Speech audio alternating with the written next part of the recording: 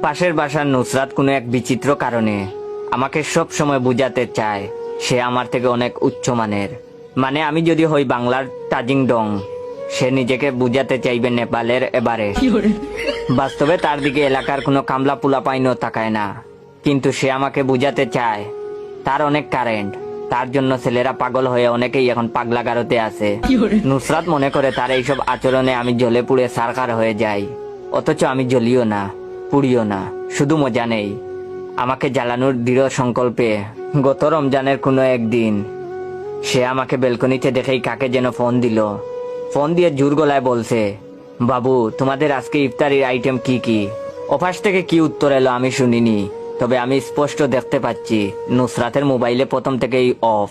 নুসরাত আবার বলতে লাগলো, বাবু তুমি আমাদের ইফতার আইটেমের লিস্ট শুনবা? উফ, আমাদের তো অনেক লম্বা লিস্ট। আচ্ছা তারপরেও বলছি শুনো।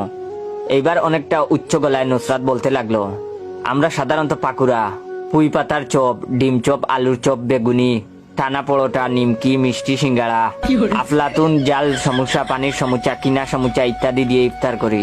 তার উপর কমপক্ষে 20 ধরনের ফল ফলাদি তো থাকেই। আমি শুনে তো একদম থ হয়ে যাই।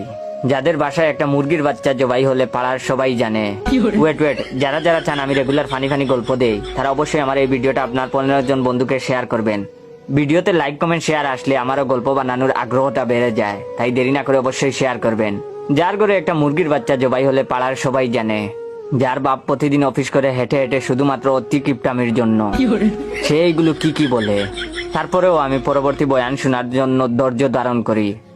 নুসরাত আরো জোর গলায় বলতে লাগলো, আরো কিছু আইটেম আছে যেগুলো পরিবারের সবাই খেলেও সচরাচর আমি খাই না। এই যেমন ধরো fried chicken roll, spring roll, jali kebab, beef steak, chicken cutlet, beef cutlet, fish cutlet, লাবাং, চিকেন শর্মা, পিচ রোস্ট, পরোটা। আমার এইবার অজ্ঞান হবার উপক্রম, কিন্তু এরই মধ্যে বেলকনিতে আন্টির আরবি বাব।